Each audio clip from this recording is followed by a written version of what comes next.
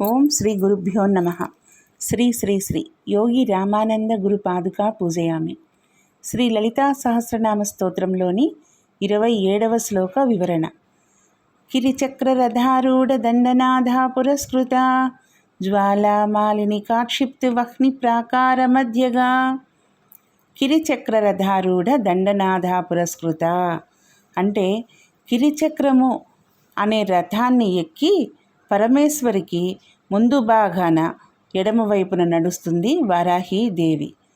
అంటే ముందు శ్లోకంలో చెప్పుకున్నాం కదా, ఆ పరమేశ్వరికి అంటే జగన్మాతకు ముందు వైపున కుడివైపున రాజశ్యామల దేవి ఉంటుందని. ఇప్పుడు ఎడమవైపున వారాహిదేవి ఉంటుందన్నమాట, కిరిచక్ర రథాన్ని అధిరోహించి. ఇప్పుడు ఈ కిరిచక్ర రథానికి 5 ఆవరణలు పర్వాలు ఉంటుందని చెప్పుకుంటున్నాం. ఇప్పుడు ఈ కిరిచక్ర రథానికి అధిదేవత ప్రాజ్ఞ. ముందు చెప్పుకున్నట్లే ఇక్కడ కూడా వివిధ ఆవరణలలో వివిధ దేవతలు ఉంటారు. మొదటి ఆవరణలో వార్తావళి మొదలగు దేవతలు తమ తమ ఆయుధాలను ధరించి ఉంటారు. రెండవ ఆవరణలో పరమేశ్వరితో సమానమైన శక్తిగల దేవతలు 2 వరుసలలో ఉంటారు. మొదటి వరుసలో బ్రాహ్మి, మాహేశ్వరి, కౌమారి, వైష్ణవి, మాహేంద్రి, చాముండ. రెండవ వరుసలో యాకిని, రాకిని, లాకిని, కాకిని, శాకిని, హాకిని. ఇప్పుడు మూడవ ఆవరణ. ఈ ఆవరణలో భయంకరమైన శక్తులు ఉంటాయి. వీరి అట్టహాసం మాత్రం చేతనే భూన భోంతరాళాలు దద్దరిల్లిపోతాయి. ఆ శక్తులు ఏవంటే అంధిని, బంధిని, జృంభిణి, మోహిని, స్తంభిని. ఇక 4వ ఆవరణ. ఈ ఆవరణలో ముసలము, హలము మొదలగు ఆయుధాలు ధరించి జంభిని, మోహిని, స్తంభిని అనే శక్తులు ఉంటాయి. ఇక 5వ ఆవరణలో నల్లగా కారు మేఘంలాగా మెరుస్తూ పంది కోరలు వంటి కోరలు కలిగి దండిని అని పిలువబడే వారాహి దేవత ఉంటుంది. పరమేశ్వరి జగన్మాత సేనలో మొత్తం 12 మంది ఉంటారు. వారు ఎవరంటే పంచమి, దండనాథ, సంకేత, సమయేశ్వరి, సమయ సంకేత, వారాహి, పోత్రిని, శివ, వార్తాళి, మహాసేనాని, ఆజ్ఞా చక్రేశ్వరి, అలిందిని వీరన్నమాట. వీరిలో ముఖ్యురాలు వారాహి. ఆమె ప్రధాన సేనాని అన్నమాట పరమేశ్వరికి. మంత్రశాస్త్రంలో వారాహి దేవత ఉపాసన కూడా ఉంది. ఇక్కడ బృహద్వారాహి, లఘువారాహి, స్వప్నవారాహి, ధూమ్రవారాహి, కిరాతవారాహి అని 5 మంది ఉన్నారు. వీటన్నింటికి ఋషి ఛందస్సు కూడా వేరువేరుగానే ఉంటాయి. ఈ వారాహి దేవికి బీజాక్షరం హూం. మన లోపల పనిచేసే వారిలో పోట్లాడే స్వభావం కలది ఈ వారాహి. అందుకే ఎవరికన్నా కోపం వస్తే హూంకరిస్తారనమాట. అంటే అనుకోకుండానే ఈ బీజాక్షరాన్ని ఉచ్చరిస్తారు. ఇది కూడా మామూలు అక్షరమే, అయితే గొంతుతో ఉచ్చరిస్తే గుణింతాక్షరం అవుతున్నది. బుద్ధితో ఉచ్చరిస్తే అది బీజాక్షరం అవుతుంది, కానీ పుస్తకంలో ఉన్నప్పుడు కాదు. కిరియ అనగా కిరణము అని కూడా అర్థం వస్తుంది. ఈ చక్రం నుండి కిరణాలు ఉద్భవిస్తాయి. దీనికి సంబంధించిన దేవత ప్రాజ్ఞ కదా, ఇంతకుముందు చెప్పుకున్నాం. అనగా ప్రకటించిన జ్ఞానము. గేయ చక్రము ఆత్మ అనుభవైకమే కానీ ప్రకటితం కాదు. కిరిచక్రం ప్రకటితం అనగా 5 కోణాలు, 5 పర్వాలు అనగా పంచభూతాది సృష్టి, గ్రహ గోళాది సూర్యమండలం చక్రం. ఇది బుద్ధి లోకస్థితి. సూర్యుడు బుద్ధి లోకమగును అని తెలుపును. ఆదిత్య, సవిత, సూర్య అని ఈ 3 స్థితులను తెలుపుదురు. వారి పరిధులే చక్రములు లేక రథములు. శ్రీ విద్య యందు వీరిని లలితా పరదేవత, శ్యామ, ప్రాజ్ఞ అందరు. వైష్ణవమున వాసుదేవ, విష్ణువు అందరు. శైవమున సదాశివ, ఈశ్వర, పరమశివ అందరు. బుద్ధి స్థితి నుండి చిత్తము, శరీరము చ్యుతిని చెందుటయుండును అనగా జారిపోవును. జారినవారు ఈ చక్రంలో మరలా బంధించబడతారు. అలా బంధించబడి మునిగిపోతారు. అట్టి స్థితి నుండి వెలుపలికి తీసుకొని వచ్చే శక్తే వారాహి మాత. వరాహ అవతారము మునిగిపోతున్న భూమిని ఉద్ధరించిన అవతారం. వారాహిమాత మునిగిపోతున్న జీవుణ్ణి ఉద్ధరించుటకు ఈ చక్రమును అధిష్ఠించి ఉంటుంది. అవసరమైతే దండించగలదు. అందుచేత దండనాథ శక్తిచే సేవించబడుతుంది. ఈ పై 3 చక్రాలు అంటే శ్రీచక్రము, గేయచక్రము, కిరిచక్రము, త్రినాభిచక్రం అజరం అనర్వం అని వేదాలచే కీర్తించబడింది. ఇవి త్రిపుర సుందరి యొక్క త్రిభువనములన్నమాట. ఇది గడియారంలో గంటల చక్రం, నిమిషముల చక్రం, సెకనుల చక్రంగా పరిగణించబడుతుంది. అంటే కాలచక్రము. వారాహిమాత జీవుని యొక్క కర్మ బంధాల నుండి విముక్తి కలిగించి మనం ఏది సాధన చేస్తున్నామో అందులో సఫలం కలిగిస్తుందన్నమాట. తప్పు ఎవరు చేసినా దండించి ఆ పాపం నుండి విముక్తి కలిగిస్తుంది. శ్రీదేవి భక్తుల పట్ల సదారక్షణ కలిగి ఉంటుంది. ఈ తల్లి దుష్ట శిక్షణకు దండనాయకి.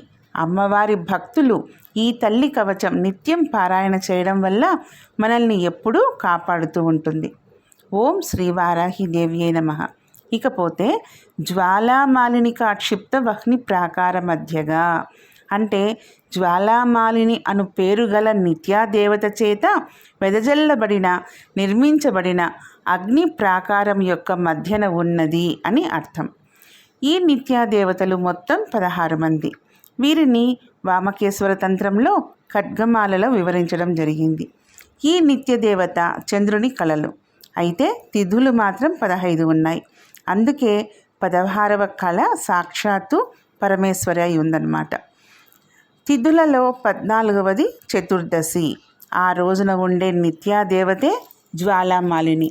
వాటి వివరాలు ఈ విధంగా ఉన్నాయి. శుక్లపక్ష తిథులు, ఆ తిథులకుండే నిత్యాదేవతలు పేర్లన్నమాట. ఈ తిథులు 15 ఉన్నాయి కదా, పాడ్యమి నుంచి పౌర్ణమి వరకు.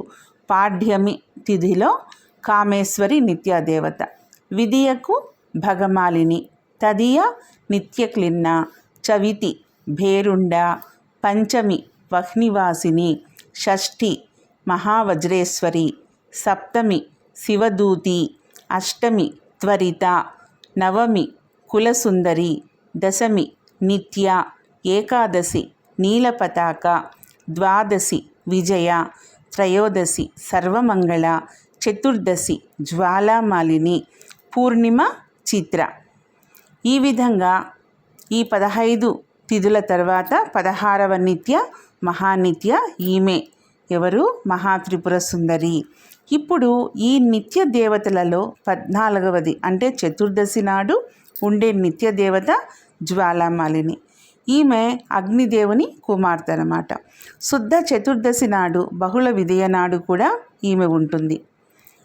జ్ఞాని అయినవాడు ఈ ప్రపంచంలో నివసిస్తున్నప్పటికీ అజ్ఞానానికి దూరంగా జ్ఞాన జ్వాలలకు మధ్యన ప్రకాశిస్తూ ఉంటాడు. అగ్ని నుండి ఉష్పులింగాలు వేరుగా ప్రకాశిస్తూ ఉంటాయి. వాటికి దూరంగా తనకు తానుగానే ప్రకాశించే అగ్నిలాగా జ్ఞాని కూడా ఈ ప్రపంచంలో జీవిస్తూ కూడా ప్రపంచ వ్యవహారాలను పట్టించుకోకుండా తామరాకు మీద నీటి బొట్టులాగా ఉంటాడు. తిథులకు సంబంధించిన నిత్య దేవతలలో శుద్ధ చతుర్దశికి కృష్ణ విద్యకు సంబంధించిన నిత్య దేవత పేరు జ్వాలామాలిని. ఈమె అగ్నిస్వరూపురాలు. అందుకే ఈమెను చేరడం దాటడం ఎవ్వరికీ సాధ్యం కాదు. దరి చేరడానికి ప్రయత్నించినా మాడిపోవలసిందే. అందుకని అమ్మ జగన్మాత ఈమెను సైన్యానికంతా చుట్టూరా ప్రాకారంలాగా విస్తరింపజేయమని చెప్పింది. ఈ ప్రాకారం విస్తీర్ణం 100 యోజనాల ఎత్తు, 30 యోజనాలు వెడల్పు కలిగి ఉంటుంది. శ్రీచక్రంలో వసుకోణ మధ్య భాగంలో త్రికోణాకారంగా ఏర్పడే భాగాన్ని ఈ వహ్ని ప్రాకారంతో సంకేతిస్తారు. ఈ వహ్ని ప్రాకారం లోపల భాగాన్ని అంతరావరణం, బయటి భాగాన్ని బహిరావరణం అంటారు. భండాసురాన్ని చంపగలిగే అమ్మ వారి సైన్యాలు అంతరావరణంలోనూ బహిరావరణంలోనూ ఉంటాయి. దెబ్బ కొడితే మనలో ఏ భాగానికైనా తగలవచ్చేమో కానీ దెబ్బ తగలని విభాగం ఒకటి ఉంది. అదే నేనుతో పిలువబడే ఆత్మ. మనలో ఈ నేను ఉండే చోటునే వహ్ని ప్రాకారంగా సంకేతించుకోవాలి. మనలో ఉచ్ఛ్వాస నిశ్వాసాలు ఎక్కడ లీనమై ఎక్కడ నుండి ప్రారంభమవుతున్నాయో అది వహ్ని ప్రాకార మధ్యం అని తెలుసుకోవాలి. ఇక్కడ ఉచ్ఛ్వాసానికి సంబంధించిన సోలో నిశ్వాసానికి సంబంధించిన హం లీనమై కలిసిపోయి ఉంటుంది. ఈ సోహం దంపతులిద్దరికీ వేరే ఏ పని ఉండదు. అది వారి యోగస్థితి. వాళ్ళు అనుకుంటే తప్ప యోగస్థితిని చెడగొట్టడం ఎవరి వల్ల కాదు. ఈ స్థితే ఆనందానికి చివరి మెట్టు. ఈ ఆనంద స్థితి ఘనీభవించిన ఆనంద స్థితి కాదు, చైతన్యవంతమైన ఆనంద స్థితి. నిజానికి అగ్నిలో ఏదైనా భస్మం కాగలదు.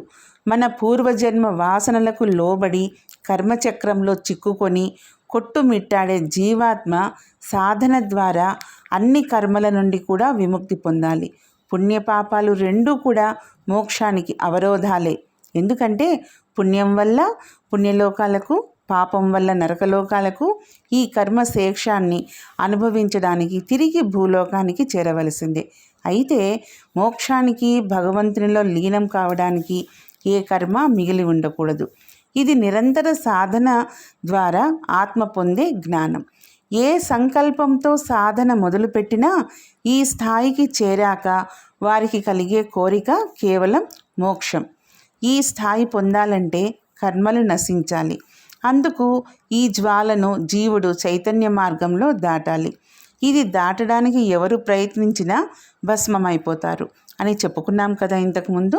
అంటే అన్ని కర్మ వాసనలు ఇక్కడ భస్మం అయిపోతుంది అని. ఈ తల్లిని శరణు వేడిన వారికి పూర్వజన్మ వాసనలు సులభంగా నశించి ఆత్మజ్ఞానం కుదురుతుంది. అదే ఈ నామం యొక్క రహస్యం. శ్రీ మాత్రే నమః. శ్రీ గురుభ్యో నమః.